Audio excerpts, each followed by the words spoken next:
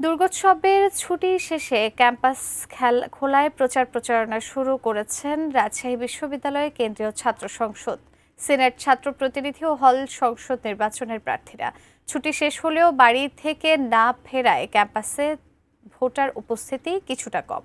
তবে এ বিষয়ে আরও জানাতে বিশ্ববিদ্যালয় থেকে যুক্ত হচ্ছেন প্রতিনিধি বুলবুল হাবিব। বুলবুল, কেমন দেখছেন? দীর্ঘ একটা ছুটি গেল আসলে পূজার, এবং এখনো কিন্তু শিক্ষার্থীরা ক্যাম্পাসে আসতে শুরু করেনি। তো এই মুহূর্তে আসলে কিভাবে প্রচার প্রচারণা চালাচ্ছেন বা নির্বাচনের পূর্ব প্রস্তুতি সম্পর্কে একটু জানতে চাই এই মুহূর্তে।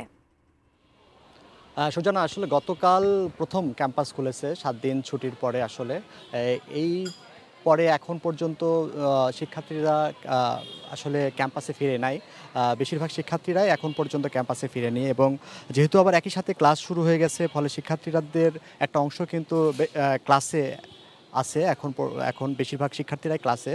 তো এইরকম একটা পরিস্থিতিতে যে প্রার্থীরা যে প্রচার প্রচারণা করছেন, সেটা বলা যায় যে খুবই ধীর গতিতে সে প্রচার প্রচারণা হচ্ছে। প্রার্থীরা অল্প কিছু প্রার্থীদের আমরা পুরো ক্যাম্পাসে আসলে প্রদক্ষিণ করতে দেখছি, বা তাদের যে প্রচার প্রচারণা, সে প্রচার প্রচারণা কার্যক্রম চালাতে দেখছি। তো যেহেতু প্রার্থীরা প্রচার প্রচারণা চলছে, কিংবা ঠিক সেভাবে এখনও উৎসবমুখর হয়ে ওঠেনি নির্বাচনী প্রচারণা, তবে প্রার্থীদের জায়গা থেকে যে প্রচারণা এবং গণসংযোগ সে কার্যক্রমগুলো করছেন। তো আমাদের সঙ্গে সম্মিলিত শিক্ষার্থী জোটের প্রার্থীরা দুজন প্রার্থী রয়েছেন, তাদের সাথে আমরা একটু যদি কথা বলি, যে আপনি প্রথমে একটু বলবেন যে এখন তো ক্যাম্পাসে মোটামুটি শিক্ষার্থীরা এখনো ফিরে নাই, প্রচারণাটাকে কিভাবে করছে?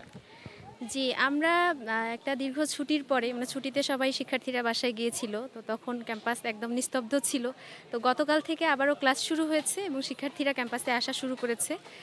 তো গতকাল থেকে আমরা আমাদের প্রচারণাও চালাচ্ছি। এখনও ওইরকম সবাই ফিরেনি ক্যাম্পাসে, তবে অনেকেরই ক্লাস শুরু হয়েছে এবং অনেকেই এসেছে।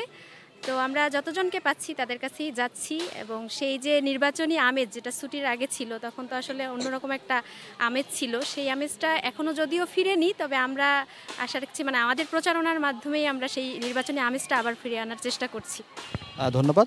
তো আপনি তো মনে হয় সহকারী মহিলা বিষয়ক সম্পাদক পদে প্রতিদ্বন্দ্বিতা করছেন। তো আপনার প্রচারণাটা কিভাবে করছেন? আচ্ছা, আমি মোটামুটি সবাইকে রিচ করার চেষ্টা করছি। আসছি ক্যাম্পাসে, তো এতদিন একটা দীর্ঘ সময় বন্ধ ছিল, শিক্ষার্থী তেমন একটা ছিল না।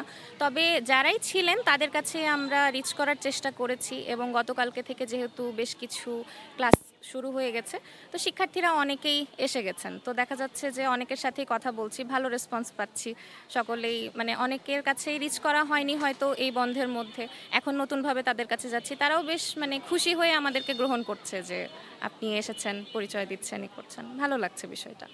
জি, ধন্যবাদ। তো আসলে এখন যেটা প্রধানত পুরো ক্যাম্পাস জুড়ে আমরা দেখেছি যে চায়ের স্টলগুলোতে প্রধানত আড্ডা জমে ক্যাম্পাসগুলোতে, বিশেষ করে ডিপার্টমেন্টের পাশে যে চায়ের স্টলগুলো রয়েছে, সেগুলোতে আমরা দেখি যে শিক্ষার্থীরা এখানে এসে বসেন।